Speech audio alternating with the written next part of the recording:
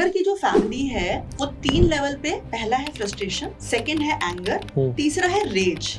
Raise is the highest intensity of frustration. मतलब it comes into physical violence.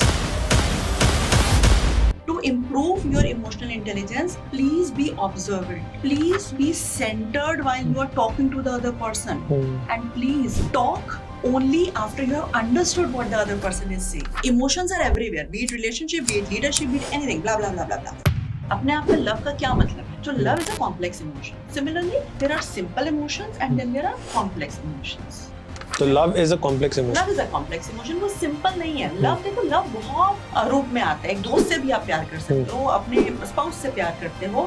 Manifestation अलग अलग है ना, दोस्त से प्यार करना और स्पाउस से प्यार करने का मैनिफेस्टेशन अलग अलग है। बट प्यार ये भी है, प्यार वो भी है, but it's a complex emotion, right? जिंदगी तो चल रही है यार। अच्छा अच्छा, क्या हुआ? क्या जिंदगी में ऐसा क्या चल रहा है? ऐसा क्या चल रहा है? नौकरी ठीक चल रही है, बच्चे भी ठीक ठाक पढ़ रहे हैं, बस चल रही है यार। अरे और बता ना, वो चल रही है यार से रियलाइजेशन पे आना कि इससे अच्छी और क्या चलेगी इस वक्त। सो आज का जो पॉडकास्ट है that is something which is not just a life skill, but मेरे को लगता है कि एक सर्वाइवल स्किल बनकर रह गया है, क्योंकि आज which is we are living in the 21st century, we need this skill more than we needed this skill ever in our life, and that skill is emotional intelligence. और जब emotional intelligence की बात करते हैं तो कभी कभार यही सोच समझ में आता है कि एक जगह इमोशन और एक जगह intelligence, does this coexist? Because that is something which I will try to unlock in today's podcast with none other than Dr. Anju, who is having 20 years of experience specializing only in this field. She has helped so many people come out of their emotions and create positive emotions कि वो एक अच्छा happy life lead कर पाए। तो आज हम उसी part को unlock करने वाले हैं with Dr. Anju. Dr. Anju, welcome to this podcast. Thank you so much, Solomon. Thank you for this opportunity. So it's great. और मेरा पहला क्वेश्चन यही था कि आदमी इमोशनल है, ठीक है ना, और हम लोगों को बोला जाता है कि प्रैक्टिकल रहो। सिंपल सा क्वेश्चन है कि मैं एक इमोशनल इंसान हूँ, और आप जैसे इमोशंस को बोलते हो तो फिर आपके दिमाग में एक ही चीज आता है, यू आर एन इमोशनल। तो मेरे को समझ नहीं आ रहा कि इमोशनल इंटेलिजेंस का जो कॉन्सेप्ट है, what exactly is this and why, what exactly is it all about. मेरे को आप बहुत ही बेसिक लेवल पे समझाओ। फॉर एग्जांपल मेरे को नहीं पता कुछ भी कि क्या है, और मैं फर्स्ट टाइम सुन रहा हूँ इसको। If you can explain me in that, तो I will be very great. Solomon, thank you for starting with this important question. लेकिन इस क्वेश्चन का जवाब देने से पहले कहते हैं ना, प्रीटेक्स्ट देना प्रीटेक्स्ट, जरूरी अच्छा। है। तो प्रीटेक्स्ट कुछ ऐसा है कि इमोशनल होना गलत है। एक जो स्टेटमेंट entrenched हो रखी है ना दिमाग में, that oh you are an emotional person, must be a weak person, must be an emotional fool. Well, these are all the phrases and expressions which we give all by ourselves. Well, hold, understand, being emotional does not mean that you are a weak person. Being emotional only means that you can express your emotions. Understand that. Emotions बहुत तरीके के हैं। express करना आना जरूरी है। वो गुस्सा है तो भी, नाराजगी है तो भी, if it is happiness then also. But now coming to your question, emotional intelligence क्या है? इस इमोशन को पहचान के उसे एक्सप्रेस करना with the right person at the right time in the right intensity for the right reason up to a right duration. Okay. अपने भाव को खुद समझ के उस भाव को एक्सप्रेस करना एक सही इंसान के साथ एक सही रीजन की वजह से, ये बहुत जरूरी है। क्या ये इमोशनल इंटेलिजेंस है? यानी कि क्या ये भावनात्मक सद्बुद्धता है? है। अगर आपका इमोशन एक्सप्रेशन जो है वो आपकी बात को उस गोल तक पहुंचा रहा है जिसकी वजह से आप और वो इंटरेक्ट कर रहे हैं, there will always be at least two persons to interact. Even if it is only Solomon versus Solomon, then also there is an inter talk happening. Yes, right? Yes. Well, so inter talk की अगर हम बात करें और emotional intelligence क्या है, simple शब्दों में बात करें, अपने भाव को, अपने इमोशन को समझ के उसको एक्सप्रेस करना इस तरीके से कि आपकी जो बात जिस इंसान से हो रही है, जिस वजह से हो रही है, वो गोल अचीव हो पाए। ये नहीं कि उसमें कॉन्फ्लिक्ट्स आ जाएं, दूरियां बढ़ जाएं, आप अवॉइड करने लगो या ऐसे कॉम्पीट करो कि उसका कोई अंत का रिजल्ट ही ना आए। That's not emotional intelligence. अब और स्पष्ट शब्दों में, इमोशन को पकड़ो, उसको इंटेलिजेंटली यूज करो ताकि आप उस गंतव्य, उस डेस्टिनेशन तक पहुंच पाओ जिसकी वजह से आपने ये सारी बातें शुरू की थी. That is emotional intelligence in the simplest of the forms. Okay, so if I can understand clearly is that first of all having a bit of awareness about yourself and then so again जो मुझे समझ आया है जितना भी आपने समझा कि पहले मैं अपने आप को पहले समझ जाऊँ because I think it starts from there only if I'm not having an awareness about myself I won't be able to have that dialogue with the other person. Absolutely. तो नंबर 1 दी अवेयरनेस इनसाइड में कि मेरे अंदर चल क्या रहा है. तो लेट्स से अगर मैं गुस्से में हूँ बिकॉज गुस्सा is also an emotion, same way sadness is an emotion, same way jealousy is an emotion. मतलब ये मल्टीपल इमोशंस हैं. In fact there is a movie called inside out. तो मतलब वो वाला movie I think that was one of the best movies in my head जो कि मेरे को इमोशनल इंटेलिजेंस के बारे में काफी अच्छे से समझाया. That how to embrace it, how to you know literally understand your emotions. तो आई थिंक जो मुझे समझ आया कि पहली बात आपको अपने खुद की अवेयरनेस होनी चाहिए, सामने वाले बंदे के मूड के बारे में पता होना चाहिए कि उसका क्या चल रहा है. Basically if you are not having the same path of you know conversation and communication you can not establish a good connect. And I think emotional intelligence all about connecting with the person based on the emotion whatever he is going through. अगर आप वहां पे connect कर पाते हो तब जाके आप your intelligence has gotten activated emotionally. I think I'm going in the right way. Absolutely. In fact, अभी आपने EI को बिल्कुल demonstrate किया. कैसे किया मैं बताऊं? जब आपने मेरे से पूछा कि EI को simplest शब्दों में बताओ तो मैंने आपको कहा अपने emotion को समझ के दूसरे इंसान के साथ इस तरीके से बात करना कि you reach to your destination. लेकिन आपके दिमाग में ना एक गैप आपने आइडेंटिफाई कर लिया कि अरे अंजू ने दूसरे इंसान के बारे में तो कुछ बताया नहीं. तो जब आपने इसको रिफ्रेज किया, इसी बात को रिफ्रेज किया, आपका गोल है पॉडकास्ट जो हो रहा है, जो लोग इसको देख रहे हैं, सुन रहे हैं, वो EI को अच्छे से समझ पाए और शुरू से समझ पाए. Right. तो आपने तुरंत से उस गैप को आइडेंटिफाई किया, रिफ्रेश करते हुए दूसरे का एस्पेक्ट भी डाला जो मैंने नहीं डाला था अभी तक, है ना. ये आपने EI को ही तो दर्शाया कि मेरा गोल है उन लोगों तक EI के बारे में सही से पहुंचाना. ये गैप है अंजू को भी बगैर ऑफेंड करते हुए मैं किस तरीके से पूरा मैसेज कंप्लीट कर सकता हूँ, है ना. Right, thank you so much. Good. मैं सीख रहा हूँ. सो जितने भी व्यूअर्स हैं प्लीज डायरी और पेन लेके नोट्स बनाओ because we are going to learn a lot. Because for me it's a master class. और जो ये पीछे एक बुक भी है I am going to talk about that also because pretty much curious to what understand कि भाई हमारा इमोशंस क्या है. Because we watch Facebook, we see Instagram, we see so many things just to give attention to ourselves. But क्या हम अपने अंदर देख रहे हैं कि नहीं देख रहे हैं? तो एक बहुत बड़ा क्वेश्चन है. तो मेरा को क्वेश्चन ये है कि मतलब पहले तो इस टॉपिक के बारे में लोग बात करते थे. तो there is this book called Daniel Goleman. हाँ, डैनियल कोलमैन. हाँ, तो मेरी बहन ने बचपन में पढ़ा था. मैं कहता था कि बहन तू ये क्यों पढ़ रही है, बट मेरे को पता नहीं था कि she was already practising that time. तो I think it was in the 90s when she started reading this book and पढ़ना बहुत पसंद था. एंड मैं देखता था कि मेरे मॉम डैड का जब मूड खराब होता था she was the one who is like शांत तरीके से सब कुछ शांत हो जाते थे. मतलब शी इज लाइक कि डोंट वरी, सब कुछ everything is under control. I don't know how she had that at a very young age but she was pretty good. तो I think she knew about the concept. But again वो मेरी बहन क्यों पढ़ती थी, she was a well read person, newspapers ही पढ़ती थी. तो she likes you know reading books like Nancy Drew. और उसमें से एक बुक निकल कर आई थी कि ये पढ़ना है, ठीक है. तो मेरे को ऐसा लग रहा था कि इमोशनल इंटेलिजेंस को पढ़ते हैं number 1 and second is practice करते हैं. दोनों के बीच में गैप है because a lot of people read but they don't follow. How do I know that कि मैं एक सही कॉम्पस में ऑपरेट कर रहा हूं? तो लेट्स से अगर मैं how do I define that मैं सही हूं in my you know in my entire being. Because I think emotions are a lot आपके अंदर रहता है, आपके अंदर. तो लेट्स से मैंने बहुत सारे इमोशंस बताए, मैं इनसाइड आउट के कॉन्टेक्स्ट देता हूँ.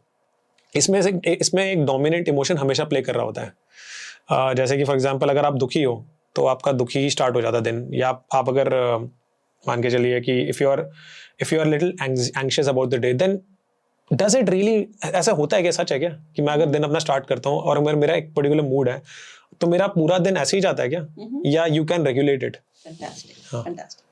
सोलोमन, इस सवाल को कि क्या मैं अपने इमोशन को रेगुलेट कर सकता हूँ या नहीं कर सकता, इस सवाल को जवाब देने से पहले मैं EI की कॉन्सेप्ट को एक बार पूरा तरीके से समझाना चाहूँगी. उसके बाद आते हैं. ठीक है.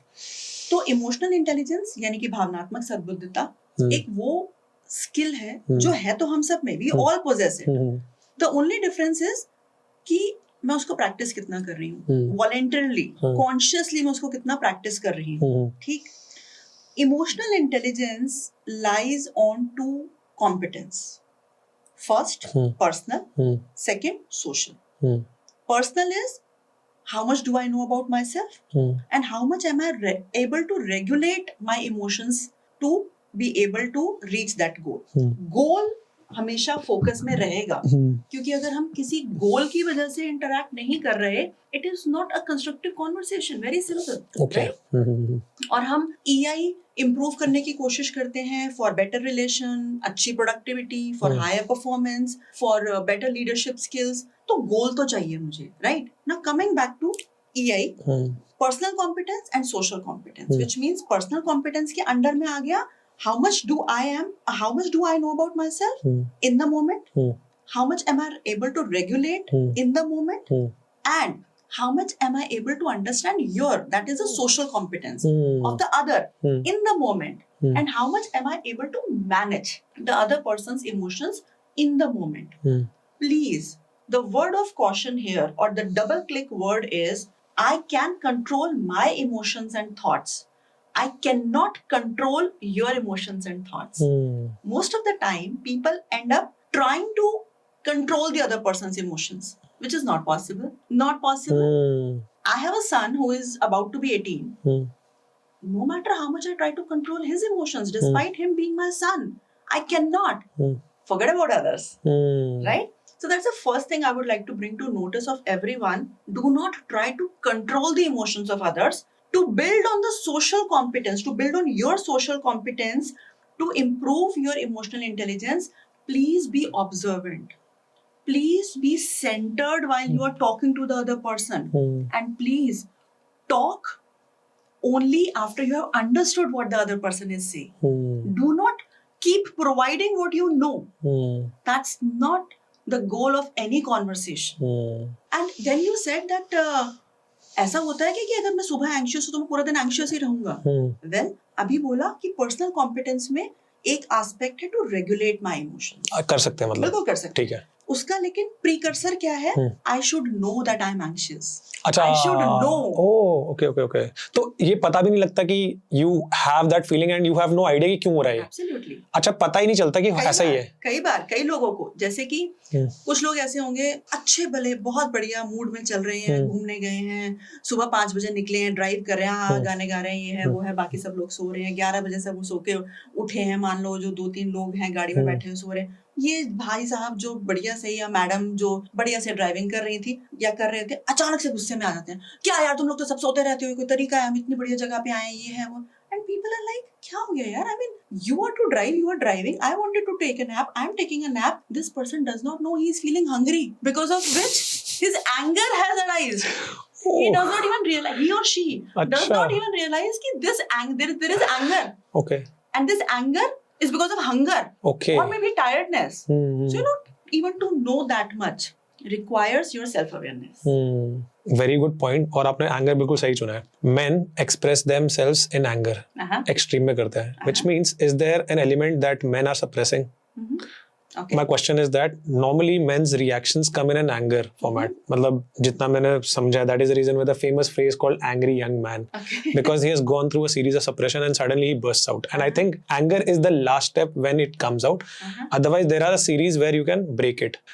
Whereas when I'm talking, अब मैं gender bias नहीं हूँ, लेकिन मेरे को इतना पता है कि women pretty much they are expressive, but हो सकता है कि it can be person to person. But हाँ, majority of the people, because my father is also from the army man, army, और army के लोग जो होते हैं वो थोड़े से होते हैं खड़ूस टाइप के. Sorry dad. But वो ये angry man, young man वाला रूप लेके चलते रहते हैं. And men are known to be, they are like dominant people. The ones who are providing the food on the table, and the mothers are the caretakers. So that's how the narrative has been set, the perception has been set. मेरा question ये है, anger emotionally इंसान एक emotionally मतलब how does anger occur in one person? Anger का reason क्या है? मान लेना चाहिए आपने हंगर बता दिया, बट हंगर का भी रीजन है कि उस बंदे ने पहले नहीं बताया होगा कि मुझे भूख लग रही है। तो अगर भूख पहले लगती है, विच मींस काफी गैप के बाद उसको सडनली गुस्सा आया कि यार कोई बॉदर ही नहीं कर रहा मेरे को, विच मींस ही एक्सपेक्टिंग कि कोई उसको समझ जाए, लेकिन कोई नहीं समझा तो उनको गुस्सा आ गया। तो मेरा क्वेश्चन ये है कि एंगर फर्स्ट लेवल पे आपको एंगर हो रहा है, उसको कैसे आइडेंटिफाई करके मैं एंग्री होने वाला हूँ? बहुत बढ़िया। चलो, अब क्योंकि आपने सवाल बहुत ही रिस्ट्रिक्टिव पूछा तो मैं जवाब भी अभी रिस्ट्रिक्टिव दूंगी, जबकि आपने जितना कुछ वर्णन किया, जितना कुछ नैरेटिव दिया, उसमें बहुत सारे और सवाल हैं। 100% yes. Sticking to your question कि क्या मैं एंगर को पहचान के उसको पहले ही कंट्रोल कर सकती हूँ? Thank you. तो रॉबर्ट प्लचिक नाम से एक इंसान ने एक व्हील ऑफ इमोशंस दिया, जिसमें उन्होंने बहुत क्लियरली बोला कि कोई भी इमोशन जो है वो हाईएस्ट इंटेंसिटी में एकदम से नहीं आता। हर इमोशन के इंटेंसिटी होती है, लेवल होते हैं। तो एंगर जो है वो फर्स्ट लेवल ऑफ इमोशन नहीं है इन दिस फैमिली। तो फैमिली स्टार्ट होती है फ्रस्ट्रेशन से। एंगर की जो फैमिली है वो 3 लेवल पे, पहला है फ्रस्ट्रेशन, सेकंड है एंगर, तीसरा है raise. Rage is the highest intensity of frustration. मतलब it comes into physical violence. Well, rage can be physical violence. It can be just yelling and breaking things. Okay. Anything. Okay. So you have your own ways to manifest rage. I may have my own ways to manifest rage. But sticking to your question, because frustration, anger, rage. Okay. Right. Okay. तो अब मैं आपको एक example देती हूँ।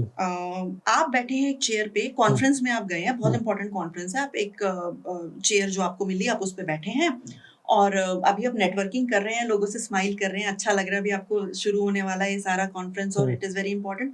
जैसे ही आपने थोड़ा सा you just shifted yourself, you felt that there is some kind of a protruding maybe nail or some element in the chair, but you said all right, now everyone has taken seats, so I better be seated, never mind, I'll try and manage sitting there.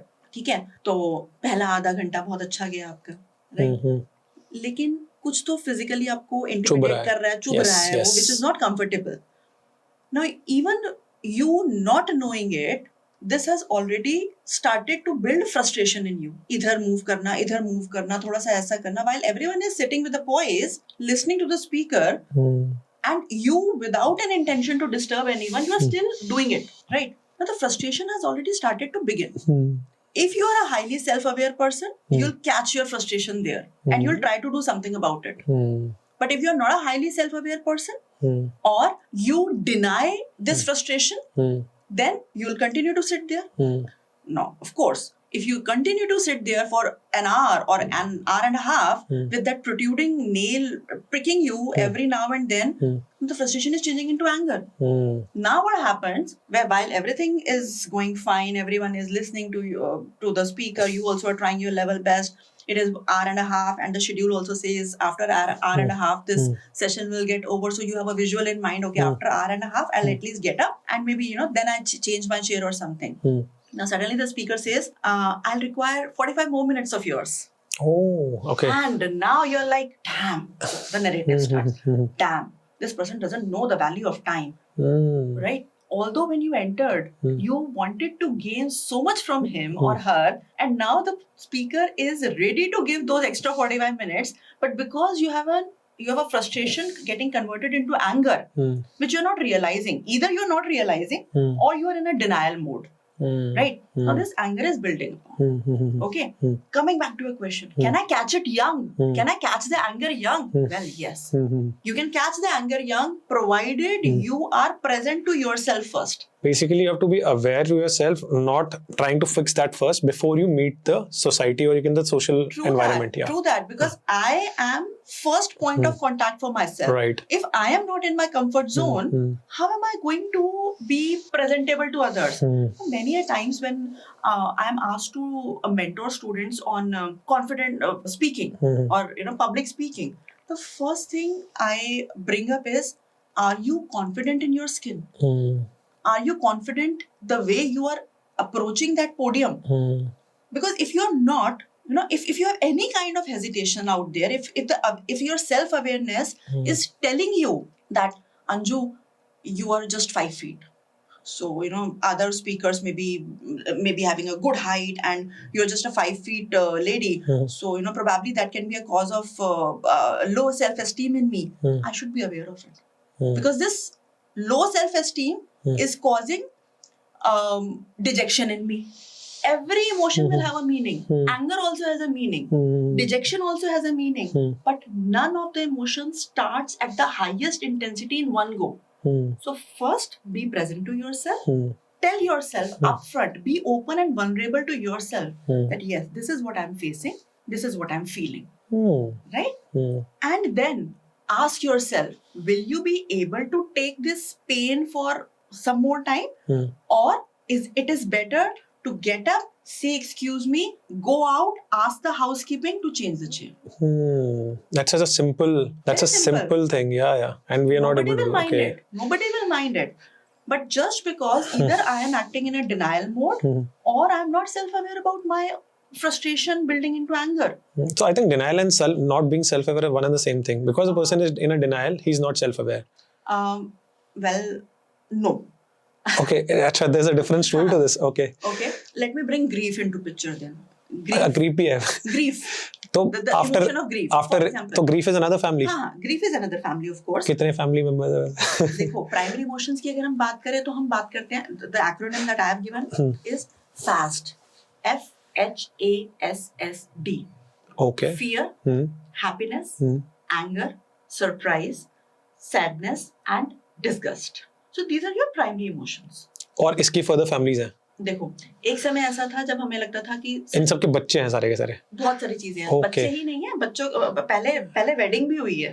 Wedding के बाद बच्चे हुए हैं. So that's like it's जैसे love है, तो love is a complex emotion, वो simple emotion नहीं है. तो वापस से रॉबर्ट प्लचिक के व्हील ऑफ इमोशंस पे आते हैं. रॉबर्ट प्लचिक ने बहुत क्लियरली बोला that any emotion does not start at the highest intensity in one go. Rage, for example, is the higher intensity of anger, as I said. अच्छा, और Robert Plutchik ने एक और बात बोली, सारे इमोशंस सिंपल इमोशंस नहीं होते हैं. कुछ इमोशंस ना कॉम्प्लेक्स इमोशंस होते हैं. कॉम्प्लेक्स इमोशंस मतलब क्या? जो कि दो इमोशंस के वेडलॉक से बनते हैं. For example love. हम बोले आई लव यू. इस लव का मतलब क्या है? Love can be respect, trust, care, और to put it simply, love is the wedlock of optimism and hope.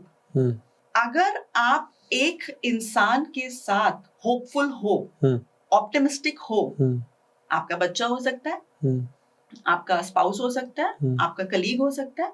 Hope और ऑप्टिमिज्म अगर है तो ये लव है. इन दोनों में से कोई भी एक चीज जब नीचे जाने लगती है ना, intensity of love starts to decrease. So for example, if I become less hopeful of a relation, then I'll say, I think now I don't love you that much. Or maybe the optimism, आशावादी, वो नीचे जाने लगता है. Then again I say, I feel I don't love you that much. Otherwise, love का मतलब क्या है? अपने आप में love का क्या मतलब है? So love is a complex emotion. Similarly, there are simple emotions and then there are complex emotions. तो love is a complex emotion. Love is a complex emotion. वो simple नहीं है. Love, देखो, love बहुत रूप में आता है. एक दोस्त से भी आप प्यार कर सकते हो, अपने स्पाउस से प्यार करते हो. मैनिफेस्टेशन अलग अलग है ना. दोस्त से प्यार करना और स्पाउस से प्यार करने का मैनिफेस्टेशन अलग अलग है. बट प्यार ये भी है, प्यार वो भी है. But it's a complex emotion, right? Anger is a simple emotion.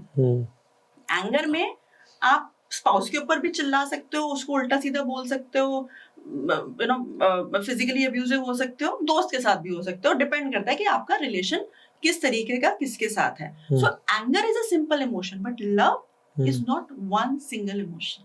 Okay. आपने वैसे पूरे इंडिया को स्टडी करा है क्या विद रिस्पेक्ट टू कौन सी स्टेट सबसे ज्यादा इमोशनली इंटेलिजेंट स्टेट है? आपको पता है, जैसे अभी रॉबर्ट प्लचिक की बात की, वैसे ही एक इंसान है पॉल एकमैन. पॉल एकमैन साहब कहते हैं कि जुमरी तलैया चले जाओ, फिजी चले जाओ, पटपड़गन चले जाओ, emotions are the same. Emotions, just like maths and music, emotions also have a universal language, right? तो इनफैक्ट आपके पिछले क्वेश्चन में भी एक छुपा हुआ क्वेश्चन था जहाँ पे आप प्रोवाइडर वर्सेस नर्चरर के, यानी कि मेल वर्सेस फीमेल के एंगर की बात कर रहे थे, right? Emotions are not dependent on gender. Emotions are not dependent on your demography or any lifestyle, emotions are universal. The difference lies, number one, in your self-awareness. Number two, in your intention to use and manage your emotions to be able to take charge of the situation to reach the goal. Right? क्योंकि emotions ना Solomon वो चक्रव्यूह है, चक्र का view है वो, चक्र का व्यू, बिल्कुल चक्र का वो व्यू है. अगर आप ऊपर से देखकर फिर उनके अंदर जाओगे then you will be able to sail through. But अगर आप घुस जाओगे सिर्फ तो फंस गए, क्योंकि हेज आ गया उस वक्त. आप कुछ नहीं, आप सोच ही नहीं पा रहे ना सामने. आप अगर अपने गुस्से को रियलाइज करके ही गाड़ी में नहीं बैठे थे तभी तो हुआ ना जो हुआ. आप अपने ऊपर देख लो. You must be getting multiple and several personal loan calls or some kind of marketing and sales call. On one fine day, you will simply say, no, beta, I don't need it. Thank you. On the other fine say, are you nuts? Don't you look at the time? 2:30 बजे call करते हो, 5 बजे call करते हो, पागल हो क्या? You are the same person. These are the similar type of calls. But why is this different? Because there is an unpleasant emotion running in your brain, limbic brain, while you said what you said in anger, and the other time you are relaxed, you are at ease, and that is why you paid respect to the other person and said कोई बात नहीं बेटा, अभी कुछ नहीं चाहिए मुझे. आपने दो टर्म यूज करा, one is limbic and second आपने बोला एमिगडाला. करेक्ट. ये दोनों क्या करते हैं? लिम्बिक ब्रेन, सेंट्रल ब्रेन जिसको बोलते हैं, वो सेंटर है, वो सेंटर ऑफ इमोशंस इसको आप बोल सकते हो. Limbic brain is the centre of emotions. क्योंकि एक तो हमारा प्रीफ्रंटल कॉर्टेक्स है जहाँ पे सारी हमारी रैशनलाइजेशन होती है, सारी रैशनलाइजेशन होती है. फिर बीच का है हमारा लिम्बिक ब्रेन जहाँ पे हमारा सेंटर ऑफ इमोशंस है, और पीछे का होता है रेप्टाइल ब्रेन, यानी कि जहाँ हमारी पुरानी यादें स्टोर्ड है. राइट. इसमें लिम्बिक ब्रेन कहाँ पर है? लिम्बिक ब्रेन बीच में आता है, centre. And where is amygdala? Amygdala is in that limbic. अच्छा. अखरोट टाइप का स्ट्रक्चर है. हाँ. एमिगडाला हाईजैक क्यों हमारा शत्रु है? Why is amygdala hijack a devil? Because the moment our amygdala gets hijacked because of the high power intensity of emotions. कोई स्पेसिफिक इमोशन है जो हाईजैक करता है एमिगडाला? गुस्सा तो एमिगडाला को हाईजैक कर ही सकता है. हाँ. खुशी भी कर सकती है.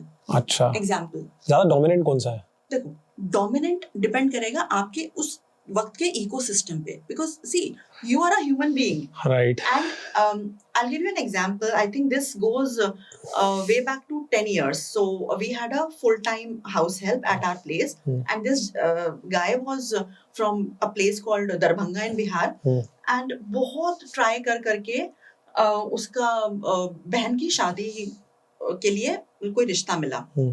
उसके पापा ने गांव से फोन किया, बेटा तेरी बहन की शादी पक्की हो गई है, रिश्ता पक्का हो गया है, और तू बता तू कितना दे सकता है. He was very happy, so happy. This guy, he was so happy that he promised अपना जो भी X amount का FD उसने करवा रखा था तब तक, उसने वो पूरी की पूरी प्रॉमिस कर दी कि पापा मैं दे दूंगा, बहन की शादी में मैं सारी दे दूंगा. He also was married by that time. He himself was married by that time. अब जब अपनी बीवी से बात की उसने कि ओ भाई मुबारक हो, नंद का रिश्ता तेरी पक्का हो गया है, और मैंने तो बाबूजी को बोल दिया है कि ये जो एफडी थी मैं सारी की सारी दे दूंगा. Now the wife being sane reminds him that we are pregnant, I am soon about to deliver a baby. What about that baby? You had some plans about the baby. You wanted us to come to city, and you did not want your child to be brought up there. How are you going to manage it? And then he's like, oops, what did I do? I promised every penny to my father. Now, which means I don't have enough money to bring my wife and my would-be child to this this to be born child to city. किसने hijack किया? गुस्से ने hijack नहीं किया था, happiness ने hijack कर दिया, खुशी ने उसको हाईजैक कर लिया. Okay, right. तो एक मैं कंडीशन में बोलती हूँ, मैं कहती हूँ हॉल्ट कंडीशन में ना, HALT, इस कंडीशन में कभी भी कुछ प्रॉमिस या कोई क्रिटिकल डिसीजन नहीं लेना चाहिए.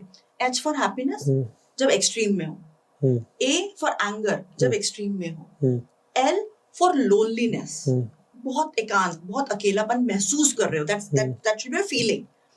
T फॉर टायर्डनेस, जब बहुत थके हुए हो.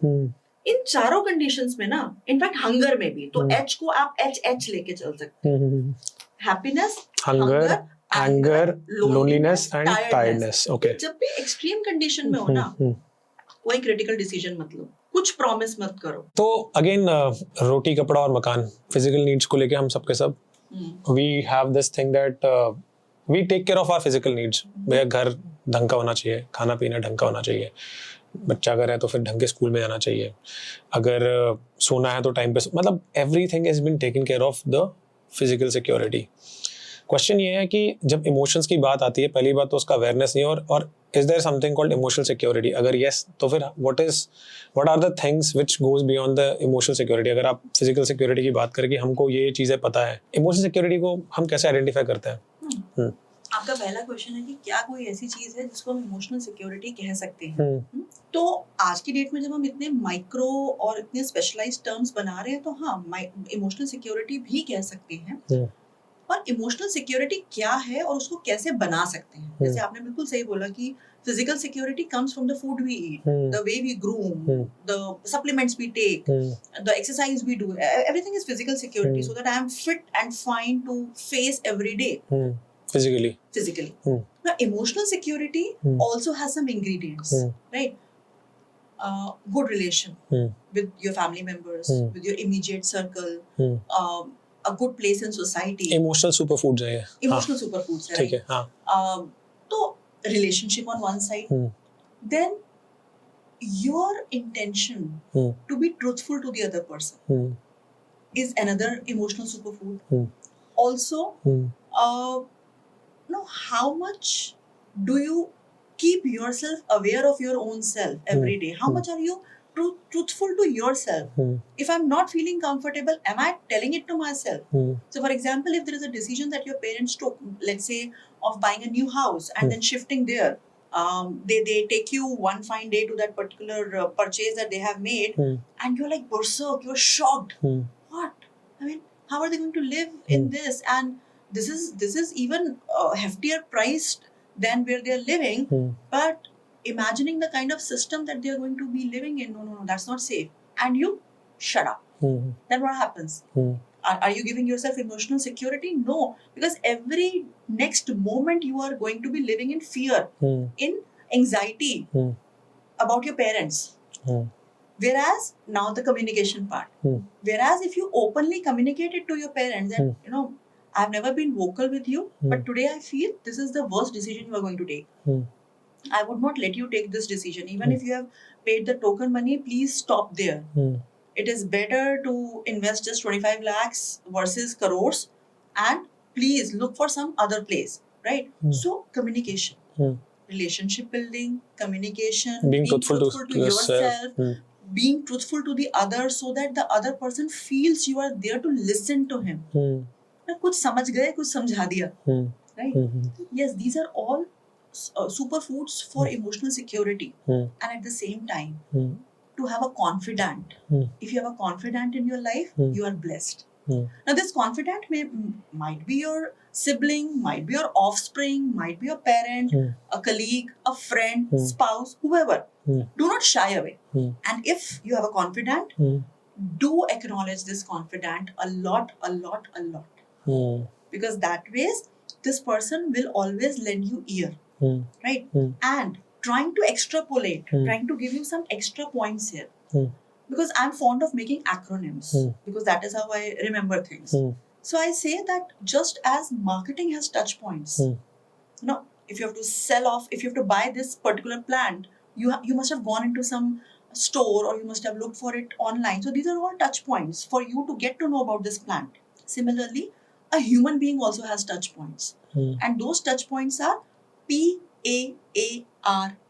Part is what I call them. P for praise, A for acknowledge, second A, seek advice, R, respect, and T, trust.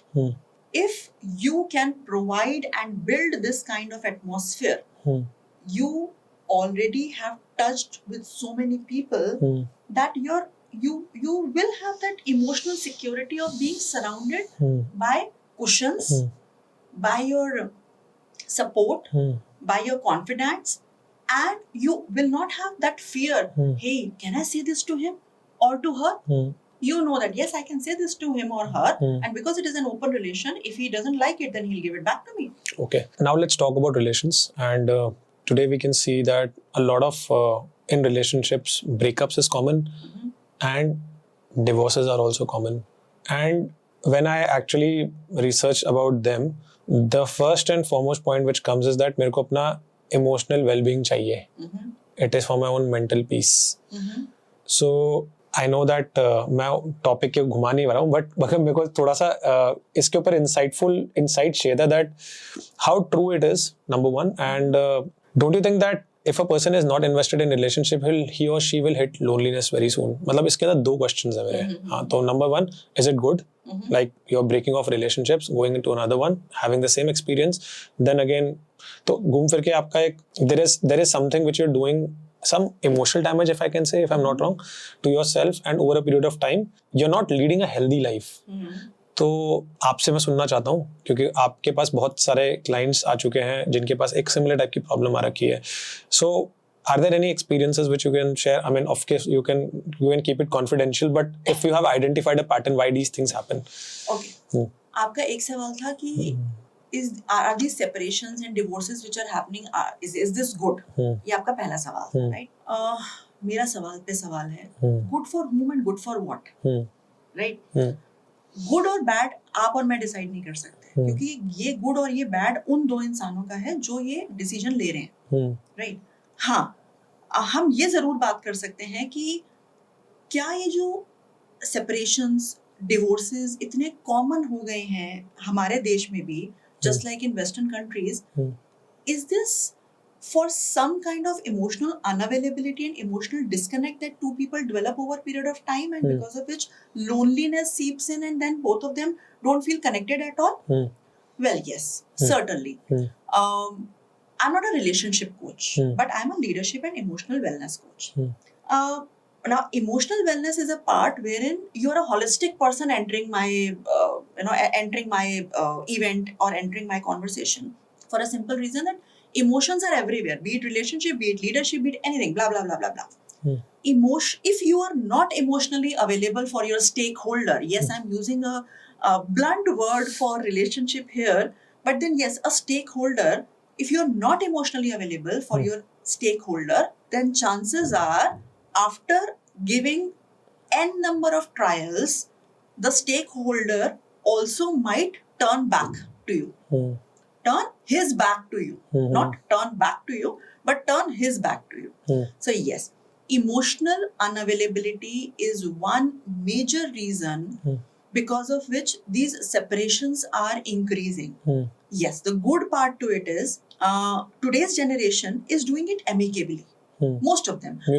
Mutual. I don't have stats, so I would not be quoting anything. But yes, as much I have seen, or as much I have hearsay, if not seen, at least hearsay, this generation is very clear about maintaining space, giving respect to each other's space. So we have just spoken about two aspects. One aspect, is it good or bad? I would say that good or bad, let these two persons decide. Because if it is leading them to a saner life, if it is leading them to a happier life, giving them contentment, okay, it is good for them, right? Maybe bad for the parents, maybe bad for the kids who have been brought into this world, but good for them. Now, is it because of some kind of an emotional issue? Certainly. Emotional disconnect. Why is it happening? Now, the next question is, why is this emotional disconnect happening? Why am I not emotionally available for my partner, because of whom I changed my whole world, right? Well, in today's time, again, mostly both the spouses are working. And I'm talking of divorces in particular. Breakup is like a game. I mean, I don't understand that why people very early declare that, hey, I'm in a relationship. Okay, they don't give time to let that relationship mature and then declare. Anushka and Virat. Virat Kohli said that I dated Anushka in my mind even before I proposed her. That's a level of maturity of declaration. But today's generation probably is like, okay, I'm falling for this girl or boy. Okay, I'm in a relationship. 2 days later, no, I don't feel anything for this person, so I'm out of relationship. Facebook status. But no, that's not the case I'm talking about. More serious is when you get married, because in India, when you get married, you are not marrying only a person. You are marrying two clans, and then this gives rise to multiple. The dynamics changes altogether, right? If you are not emotionally available to your spouse because you're working, you're drained out, you're exhausted, you have n number of other things, I say that there should be a not a written contract, but at least a mutual contract that look, every day we are going to spend at least 20 minutes together talking only about our day. How did it go, rather than this happened, that happened, that happened, because then this happened, that happened is going to take me back to that pain, to that agony, to that frustration which I've experienced at my workplace. But only asking me that, hey, how are you feeling today? What how did you feel throughout the day? It is only helping me to vent out my feelings. Now this makes you my listener, and this makes me vent out things. So emotional unavailability, if we can do something about it in our own ways, then I think we can again come back to the happy scenario. Happy scenario. Nice. How do you prioritize your emotional needs? And what happens specifically when they're ignored? So how can one prioritize one's emotional needs is totally basis the goal. We all do our goal prioritization exercises, don't we? I'll give you an example. Last year, what happened? Last year or maybe last to last year. That was my son's 16th birthday. So last to last year. He said, "Mama, I want to treat my friends at such and such place." We are like, "Okay, great, and do whatever you want." And he said, "Okay, I'll go and purchase a dress of my own choice, and I'm very happy about my 16th birthday." So me and my husband also, we were also very excited. Son turning 16 and everything. So me and my husband, we were discussing that how can we make this birthday a memorable birthday for him, and that's our goal, right? So whatever we discussed. Now son the other day goes out, shops something, comes back, and 2 days later is his celebration. Shows that dress to husband, and husband has a very good dressing sense. My husband has a very good dressing sense. So his goal now suddenly changes from making our son happy or making that birthday memorable to making him well dressed, best dressed on that day. Now because husband has a good sense of dressing, so he says, नहीं ये क्या लेके आ गया, ये क्या लेके, बिल्कुल नहीं, बहुत बेकार है, ये है वो है. वो भी बच्चा नाराज हो गया कि मैं तो बोला था मेरे को जो पहनना है मैं वो लेके आऊंगा, पहले तो अग्री कर गए और अब कह रहे हैं कि नहीं ये नहीं पहनना, वो नहीं पहनना. Husband also got a little argued कि मैं तो इसको बढ़िया से बढ़िया चीज बोल रहा हूँ कि ये क्यों लिया, वो क्यों लिया, और ये मेरे को ऐसे कर रहा है. हुआ क्या, गोल चेंज हो गया. गोल जैसे ही चेंज हुआ ना, तो आपकी इमोशनल प्रायोरिटी चेंज हो गई, राइट? यहाँ पे अब आपकी इमोशनल प्रायोरिटी पहले क्या थी? पहले आपके इमोशन थे happiness, pride, oh son is turning 16. अभी क्या हो गया?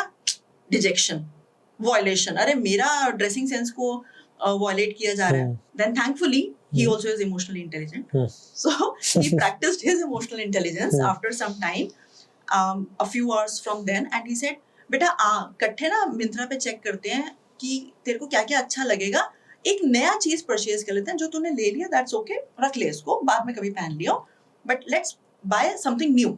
दोनों इकट्ठे मिलके अब चूज करते हैं. So now you see his goal again changed from dejection to aspiration to take pride in son's birthday, and both of them shopped together, right? And yes, it was all happy. Okay. So you see, your goal will decide your emotional priority. But there is a problem, major problem.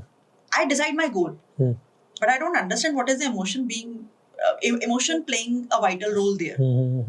So an emotionally intelligent person, because EI in itself is a goal-directed behavior skill, so an emotionally intelligent person is not only going to take care of the goal, but also will understand what is my emotion playing behind this. Why do I want to fulfill this goal? And if I know that this is the emotion because of which I want to fulfill this goal, then I will use every arrow in my arsenal to reach there. Otherwise, I will fall in haze. Very interesting. So if I'm talking about identity and self-awareness, that is one thing which a lot of people are trying to understand. So पहली बात तो I don't know about who I am. Okay. Number one. Number two is that what am I supposed to do? And as you rightly said, that goals are very important in life, and emotional intelligence is a goal-oriented skill. Not just in India, but everybody wants to be successful. What are the goals, or you can say, what are the emotions which a person has to have for a goal where he wants to see success?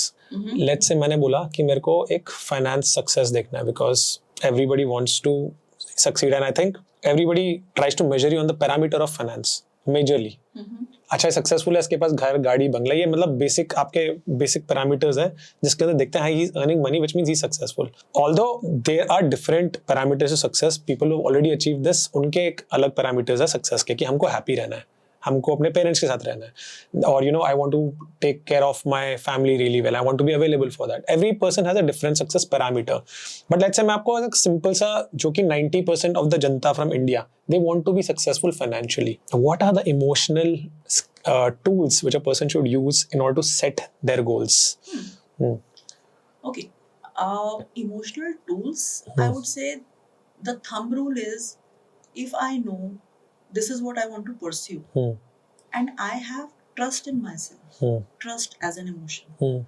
If I have trust in myself, but not a hollow trust, ऐसा नहीं कि boast कर दिया मेरे को तो acting सीखनी है, मैं तो बहुत बड़ी एक्टर बनूंगा जी, करा कुछ नहीं रहे हो. So very very important aspect is, if you are committing something, have trust in yourself that you will not give up. That means with trust your perseverance is equally important. How will I have trust in myself? How will I be able to persevere if I have taken a good stock of my strength and weakness? Which means my awareness about myself. वहीं पर ही आ गया, identity आ गया. मेरे resources क्या हैं? I want to do it, but am I capable to do it? अब मुझे आज के टाइम पे आप बोलो अंजू, तुम ना डॉक्टर बन जाओ. Okay, maybe I want to become a doctor, as in a medicinal doctor, but hey, hell, I can't go back to my 12th, I can't go back to my 11th. Although मैं science से हूँ, but let's say अगर कोई commerce से होता, 11th 12th में दोबारा करूँ और फिर मैं एंट्रेंस एग्जाम, तो मेरे रिसोर्सेज सपोर्ट नहीं कर रहे हैं मुझे. ट्रस्ट और परसिवियरेंस से पहले मुझे मेरा स्ट्रेंथ वीकनेस चेक करना है. What is my ecosystem? What are the strengths and weakness in that ecosystem? What are the resources available? What self limitation do I hold for myself? Right? Do I need some outsourcing to keep this trust and perseverance going? क्या मुझे मेरी mummy या पापा की या husband की, बेटे की हमेशा जरूरत पड़ती है? जैसे मुझे एमसीसी का एग्जाम क्लियर करना है, मैं 2 बार अटेम्प्ट कर चुकी हूँ, दोनों बारी एक बारी 6 नंबर से रह गया, एक बारी 33 नंबर से रह गया, क्योंकि मैंने कमिट किया हुआ है इसको अपने आप को. राइट? अपने आप को किया, मैंने किसी और को कमिट नहीं किया, मैंने अपने आप को एक कमिटमेंट दिया हुआ है, that Anju you will end up with an MCC at least 2025 if 2024 was not your year. मेरे को अपना स्ट्रेंथ और वीकनेस देखना है. Am I preparing really well? Do I need some outside support? Maybe I have to invest a little more in getting higher training. Am I making that fund? So emotional tool से ज्यादा ये आपका अपना awareness tool है. मतलब emotional tool नहीं है ये आपका पर्सनल कॉम्पिटेंस की लेवल 1 सेल्फ अवेयरनेस है. मेरे इकोसिस्टम में क्या क्या ऐसी चीजें जो मुझे सपोर्ट करेंगी, क्या क्या ऐसी चीजें जो मुझे पुल बैक कर सकती हैं. राइट? और आपने देखा होगा कि काफी फीमेल्स आज के टाइम पे जब उनका बच्चा पोस्ट ग्रेजुएशन कर चुका होता है या ग्रेजुएशन कर चुका होता है, तब जाके वो अपने आप को मास्टर्स में एनरोल करते हैं. This is a trend these days. Females who took up sabbatical for their kids, for raising their kids. उनके पास लेट्स से सपोर्ट सिस्टम नहीं था बच्चों को टेक केयर कराने का, या फिर उनको अपने से एक मातृत्व की भावना थी कि नहीं मुझे तो अपने बच्चे को खुद ही बड़ा करना है. But they were very very competent, they are very very competent. वो सैबैटिकल ले लिया उन्होंने. अब उनके लिए सक्सेस क्या? अब बच्चा तो चला गया, ग्रेजुएशन में चला गया बच्चा, अब क्या करें? अब उनके लिए सक्सेस क्या रह गया? बच्चे को तो उन्होंने सेट कर दिया, अब उनका गोल बदल गया, सक्सेस का गोल हो गया, उनका सक्सेस की डेफिनेशन बदल गई. नाउ सक्सेस की definition is to utilise my time constructively. अब क्या कर रहे हैं वो? अपना उन्होंने चेक किया कि मैं I am a CA, So which is the course which I can pursue now? Masters अब मैं किस में करूँ या कोई और course मैं किस में करूँ, so that I become meaningful and relevant to today's time, and I can again take up some work. आपका जो गोल है ना, गोल के अंदर आपकी सक्सेस की डेफिनेशन है, लेकिन उस सक्सेस की डेफिनेशन को आपके फेज से मैच होना बहुत जरूरी है ना? अगर आपका मान लो आपके बच्चे में कोई प्रॉब्लम है, आप वर्किंग थे, हस्बैंड वाइफ दोनों वर्किंग थे, आपके बच्चे में किसी तरीके का कोई प्रॉब्लम है, तो कहीं ना कहीं या तो आप स्प्लिट हो जाओगे, you know, one person will say no no I can't take care of the child, that makes him happy, alright, वो उसके लिए सही है, because again there is no good or bad for all, there is good or bad for one, right, then it may be shared later, but good or bad for one. तो मेरा जो गोल है, वो गोल में सक्सेस का meaning क्या है, और उस सक्सेस की मीनिंग को मेरे इकोसिस्टम से अलाइन करना, ये अगर मैं इमोशनली स्ट्रॉन्ग होके कर सकती हूँ, यूटिलाइजिंग ऑल माय इमोशंस. इसमें बहुत हाइज एंड लोज आते हैं, ऐसा नहीं होता कि हाइज एंड लोज नहीं आते इसमें. आप कई बार गिरते हो, कई बार उठते हो, कई बार लगता है छोड़ दो इसको, नहीं हो रहा. वहां पर आप कितना परसिवरेंस के साथ टिक के रहते हो, चाहे अपने आप से, चाहे अपने कॉन्फिडेंट की हेल्प से, चाहे अपने फैमिली मेंबर्स की हेल्प से, चाहे किसी को इंस्पिरेशन लेके देखते हो. जैसे हम EI में मैं बोलती हूँ कि आपका एक मॉडल होना चाहिए. You should follow a model who inspires you. A role model. A role model कह लीजिए, मैं इसको इमोशनल मॉडल बोलती हूँ. Emotional model. क्यों बोलती हूँ? क्योंकि हर एक की जर्नी में बहुत सारे उतार चढ़ाव होते हैं, ठीक है. अब क्या होता है कि जो पेज 3 के लोग हैं या जो सेलिब्रिटीज हैं, उनकी लाइफ को हम एक लिमिटेड रूप में देख पाते हैं. अंदर बहुत कुछ चल रहा है जो हमें शायद सारी बातें नहीं पता पड़ती. But if I know somebody in my first circle, I am able to observe that person closely, more closely. Is there a way that you can read the emotions just watching the face? है? Calibrate. Is there a way? It's a practice. It's a practice. क्योंकि आपकी your body language starts to speak even before you start to talk. Your body language starts to speak even before you have opened your mouth. मेरी क्या body language है? आप तो बोल चुके ना बहुत सारा. क्यूरियोसिटी दिख रही है, सर्टेनली क्यूरियोसिटी दिख रही है, और आपको एक एंथुसियाज्म है अपने क्वेश्चंस को बहुत बढ़िया से डीपर लेवल पे फ्रेम करने का, वो भी बहुत क्लियरली दिख रहा है. हर थोड़ी देर के बाद आप मूव कर रहे हैं, आगे हो रहे हैं, पीछे हो रहे हैं, you are shifting your energy. Certainly इसलिए भी कर रहे हैं एनर्जी चेंज की, एक ही जगह बैठे बैठे इंसान थोड़ा सा थक भी जाता है, but at the same time आपका सोच बदल जाती है. The moment you are moving आगे, talking from the coach angle, आपकी एनर्जी भी बदल जाती है. यहाँ पे आप जब बैठे हुए हो तो you are in a thinking mode. अब क्या पूछना है, next क्या पूछना है. यहाँ पे you are in the giving mode कि okay ना, this is what I have processed. Okay. Now this is what I am giving to you. Body language पकड़ रहा हूँ तो कोच का काम है ये, हमारे लिए कॉम्पिटेंस है, वरना क्लियर नहीं होते. कोई तरीका है बॉडी के सिग्नल से हम आइडेंटिफाई करते हैं कि हमको एंजाइटी हो रहा है या हमको एंगर हो रहा है या हमारा एक इमोशनल ट्रिगर आने वाला है? इज देयर अ साइन कि हम बॉडी के अंदर ही पता कर लें? Because I think the first हमारा जो टूल है वो हमारे साथ ही चल रहा है, हमारा बॉडी, है ना. एंड अगर मेरे को पहले ही पता चल गया बॉडी के अंदर ये कुछ हो रहा है, मेरे को अब मेरे को लग रहा है मेरे को गुस्सा आने वाला, अगर ये पता चल गया मेरे को, how do I regulate that? Sure. या इसको बोलते हैं इमोशनल स्कैनिंग या इमोशनल चेक इन. ओके. ठीक है. हां. The more you check in yourself to begin with, in a day, let's say after every 1 hour, if you're checking in yourself, how are you feeling? The simple question, very very simple question. Solomon, how are you feeling right now? Awesome.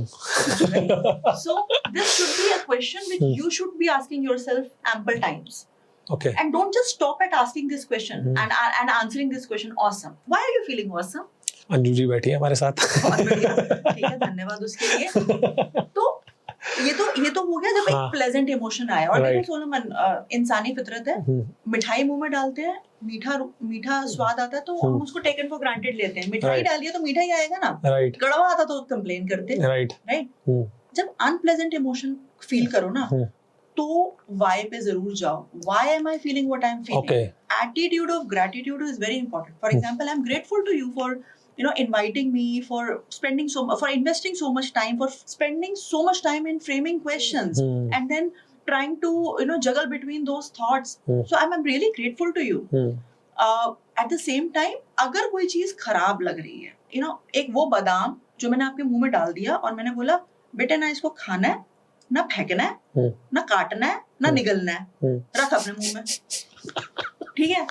अब मैं 4 घंटे की बात ऐसे पूछ रही हूँ, Solomon, how are you feeling? हाँ. ऑल फीलिंग वैसे तो सब ठीक है, ये बादाम कब फेंक सकता हूँ, right? This unpleasant emotion Right. जिसके बारे में आप कुछ भी नहीं कर रहे हो, ना इसको खा रहे हो, ना फेंक रहे हो, ना थूक रहे हो, कुछ नहीं निगल पा रहे हो, इसको डील करना बहुत जरूरी है, नहीं तो ये वही पिन बन जाएगा फ्रस्ट्रेशन से, एंगर से, रेज। अब ये कैसे पता पड़े मेरी बॉडी में? That's the $1 million question. Every emotion has a physiological manifestation. Okay. Any emotion that is getting registered in your brain has a physiological response. Now, if the physiological response is minute and for a very short time, then it goes unnoticed. Fine. But unpleasant emotions, unfortunately, they stay for long. क्यों हाँ, sorry क्यों उनका nature है ना, उनकी वो power है। वो रह क्यों जाते हैं? क्योंकि हमारा जो प्रीफ्रंटल कॉर्टेक्स है ना, जहाँ पे हम रैशनलाइजिंग करते हैं हर चीज की, वहाँ पे हम ओवर थिंकिंग मोड में चले जाते हैं। कोई भी चीज जो हमें बुरी लग रही है, डर लग रहा है, एंजाइटी हो रही है, दुख हुआ किसी चीज का, हम उसके बारे में बार बार सोचते हैं, राइट? तो वो जो बार बार हम सोच रहे हैं, जो मेरे ब्रेन के न्यूरॉन्स हैं, उनका जो सिनेप्टिक कैरियर है, वो बार बार एक ही जगह से जुड़ता है, फिर आगे मैसेज पास करता है, फिर आगे मैसेज, वो चले जा रहा है। उसको ब्रेक करने के लिए I need to ask myself, why am I feeling what I am feeling? I am feeling sad, alright. Why am I feeling sad? I'm feeling sad because I did not confirm with my son whether he has reached his tuition center or not. Well, okay, I hear you, Anju, but then why did you not check with him? Well, I was occupied shooting for Solomon's podcast, henceforth I missed checking. Okay, that's all right. But why should you worry? Why should you have a fear? Or why are you feeling sad about it now? Well, just because I wanted to know if he has reached. Can you do it now? Oh yes, I can simply message him right now. Done, dusted. So emotional scanning is one technique, in fact is one thing which I generally literally plead. Why? Because लोगों को लगता है emotion तो बस है, चल रहे हैं, बहुत बढ़िया, हमारी तो मास्टरी है उसमें। नहीं, मास्टरी नहीं है। जैसे आज हम आटे से, वीट से, ज्वार, रागी और ये सब, इनको क्या बोलते हो आप, different types of flowers, course foods पे आ रहे हैं, उसी तरीके से हमें अपने इमोशंस पे ध्यान देना जरूरी हो रहा है। ये वक्त बदल रहा है क्योंकि डिजिटलाइज चीजें हो रही हैं, वर्चुअल चीजें हो रही हैं, उसमें हमारी कनेक्टिविटी वैसे ही लॉस हो रही है। इसलिए I have to be more aware of myself. छोटा सा एक्सरसाइज करो, कभी बैठो ना आराम से, चाय बनाते हो ना, अगर बनाते हो तो, या पीते हो, जो भी करते हो, एक चीज को जरा माइंडफुली देखो। कौन सा कबर्ड खोला था, किस पैर से किचन के अंदर गए थे, उसके बाद कितने स्टेप्स में उस कबर्ड तक पहुंचे थे जहां से तुमने वो दरवाजा खोला और वो पैन निकाला, किस हाथ से वो पैन निकाला, पानी कितना भरा, उसके बाद चाय कैसे, एक चीज को ध्यान रखो। Spend some time for your own soul, for your own self, for your own checking your own emotions. So coming back to your question, because it is a very important question, so I would like to answer that in black and white once again. Emotional check-in is very important. Ask yourself, how are you feeling? And whatever is you're feeling, if it is a pleasant feeling and you want to stay with it, fine, don't mess up. But if it is an unpleasant feeling and you want to deal with it, then find out ways and means. Right. Why are you feeling what you're feeling and what you can do about it? एक और question है जो कि यहीं से निकल कर आ रहा है, which is regarding, एक तो how do you feel, second part is, एक टाइम के बंदा ना कंफ्यूज हो जाता है, इतनी सारी चीजें देख लेता है सोशल मीडिया में, इतने सारे लोग पता नहीं क्या कर रहे हैं, घर के अंदर भी कुछ चीजें हो रही है, and then you have been working for so many years and then suddenly realise मैं कौन हूँ, मैं क्या कर रहा हूँ एंड इतने सारे बिलीफ सिस्टम्स आपके इतने सारे हो रखे हैं, and then suddenly you feel like यार what the hell am I doing with my life, and पता नहीं कुछ आपका एक बल्ब लाइट मोमेंट ऑन होता है। Question is that a lot of people face this identity, या मान के चलो questions with respect to identity, काफी लोग उसको आइडेंटिटी क्राइसिस भी कहते हैं, but once a person has certain identity, उसको वो बेबस हो जाता है, literally he is like restless that what am I doing with my life, this is not who I am and I want to do something else, because मैं originally कुछ और था and there's a big disconnect, and suddenly जागता है अपनी नींद से, from his wake up from his slumber and suddenly realize that no, this is not me, I want to do something else, and then suddenly एक established ecosystem है, जिस तरह से चीजें चल रही है, suddenly he tries to disrupt, घर के काफी सारे लोग परेशान हो जाते हैं, क्या कर रहा है ये and things like that. So again ये question identity से related है, question belief से related है, how important role a belief plays. Oh, very important. 10 years back, I had a belief that I can't travel for my work. No. I only have to restrict myself in Delhi NCR. Certainly the level of work I was getting, the clients I was getting was not as as qualitative as I'm getting now. So belief plays a very, very important role in your actions, how you take your actions, and how you set your narrative, because your narrative, the internal chit chat that you are having with yourself every day in and day out, that is very important. That can disrupt your belief, or that can heighten your belief. So if a belief is not serving you, if there is a belief which is not making you resourceful, which is not giving you a pleasant emotional state, question that belief. Dig that belief deeper.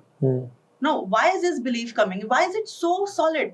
Till 10 years back, I was like, no, I can't travel. And then there happened, so one of the vendors, she was at my back. You have to travel. This is the training with a paper giant in Gujarat. You only will take it up. And she was after my life. So yes, I was lucky enough that there was an external trigger. And that is how I I disrupted my belief. I traveled and everything was taken care of. For 10 years, you never went out of your own place. No. So yes, today is 2025, right? 2015 was the first year when I started to travel for my work. Okay. In 21 years. Now from then and now, traveled multiple places. But that was the time when my belief had to be disrupted. I was lucky that there was an external trigger. What if there is no external trigger? Absolutely. If there is no external trigger, and I know that आप अपने शरीर और अपने emotions को अपने common sense के through बहुत अच्छे से समझ सकते हो. कॉमन सेंस हम सब लगाते हैं. तो ना, अगर एक्सटर्नल ट्रिगर नहीं आ रहा और ये बिलीफ मुझे सर्व नहीं कर रहा, ये बिलीफ मेरे रास्ते में आ रहा है, this belief is serving me as an obstacle and not as a resource. Challenge. That is important. But to challenge this belief, you need to have good time spread. ऐसा नहीं हो सकता कि चलते चलते आज मैं रात को चैलेंज करूंगा अपने बिलीफ को. कई लोग ऐसा करते हैं, उनको लगता है हर चीज क्विक फिक्स है. कई लोग हैं. हाँ, एक नॉन सर्विंग बिलीफ को चैलेंज करके ब्रेक करने में कितना टाइम लगता है? बहुत डिपेंड करेगा कि आपका माइंडसेट उस वक्त क्या है. अगर आपका एक उस वक्त लूजर माइंडसेट चल रहा है, बिकॉज पीछे कुछ ऐसी चीजें हुई हैं जो ठीक हुई नहीं आपके साथ लाइफ में, तो कई बार क्या होता है, हमें लगता है यार 2 साल से ये चीज ठीक नहीं हुई है, अब क्या ठीक होगी. बट 2 साल तो 2 साल ही है, इतना सा. मतलब आपकी अगर किताब को, आप अपनी जिंदगी की किताब को उठाओगे, तो 2 साल तो शायद किसी एक पन्ने का 4 लाइनें होंगी. जिंदगी तो बहुत बड़ी किताब है हमारी, राइट. तो अगर तो आपका लूजर वाला माइंडसेट चल रहा है कि भाई कुछ भी ठीक नहीं हो रहा, कुछ तो पहले तो वो कुछ भी ठीक नहीं हो रहा पे काम करना पड़ेगा, इंस्टेड ऑफ जी इमीडिएट बिलीफ पे. तो कितना टाइम लगता है, अपने आप से करोगे तो शायद ज्यादा. That again state of mind के ऊपर डिपेंड करता है आपका. हाँ, स्टेट ऑफ माइंड पे भी डिपेंड करता है. और अगर खुद से ही सारा कुछ करना चाहोगे तो शायद बहुत ज्यादा टाइम लग जाएगा. अच्छा, that is the reason you need a coach. Absolutely, that is the reason people hire coach.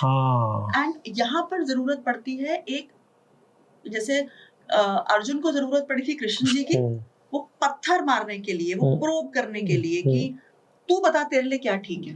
फिर Krishna was coaching him or was he mentoring him? So, there are two school of thoughts. A few says mentoring, a few says coaching. But anyways, we can always be wearing one hat for some time, another hat for the other time, right? Anyways, the crux is I need help from outside. Because I'm not able to understand कि कहाँ से आ रहा है, and somebody else is able to point that out. Right. कोई और आपको mirror दिखाता है. Correct. जब आप बोलते हो तो उसी बात को रिआइटरेट करके एक कोच आपको मिरर दिखाता है. This is what I am hearing, are you hearing the same, और do you want to add something in it, delete something in it, do you want to improve upon it, is there something that you want to start doing, stop doing, continue doing, so that you reach your goal and attain that happiness and your definition of success. Very interesting. Nice. अच्छा लग रहा है ना, notes बनाते रहो भाई. How does boundaries play an important role? Because let's say you are in a family setup and आप अपने पेरेंट्स को बहुत सारी चीजें बता नहीं सकते हैं, and there is a certain way in the way they operate with you.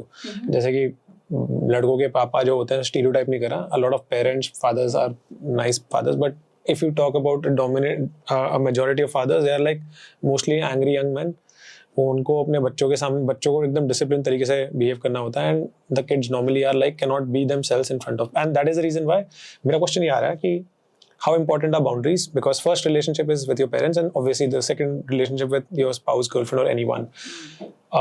How does that play and how one can learn कि यार अब boundary बनानी है? What are the red flags?